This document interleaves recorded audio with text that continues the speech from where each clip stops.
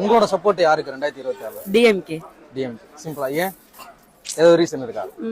நாங்க ராயபுரம் சிக்னல்ல தான் வியாபாரம் செய்வோம் ஃபர்ஸ்ட் எல்லாம். அவங்க கட்சியா முன்னாடி அந்த ரூட்ல தான் அதிகமா வருவாங்க. எங்களை பாப்பாங்க, பேசுவாங்க. ஸ்டாலின் சரி அவங்க பையனும் சரி எங்களை பார்த்தாருன்னு எதனாச்சும் பேசுவாரு. காசு தரமாட்டா தானே பேசுவாரு, பாப்பாரு. ஆனா இந்த விஜய் அப்படி கிடையாது. பாருன்னு போயிட்டே இருப்பாரு, ஃபுல்லா ஜன்னல்லாம் மூடிப்பாரு. எங்களை பார்த்தாலே இலக்காரமா பாத்துட்டு போயிட்டே இருப்பாரு, மூஞ்ச முடிப்பாரு. உங்களுக்கு அப்படி?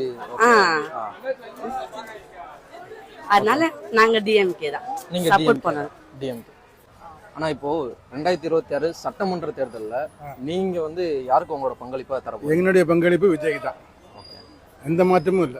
எதுக்காக? ஏன் அப்படி ஒரு முடிவு? இங்க 2 பேருமே போட்டு எந்த பலனும் அனுபவிக்கல. புதுசா ஒருத்தர் வரட்டுமே, நாட்டுக்கு நல்லது செய்யட்டுமே, தப்பு இல்லையா?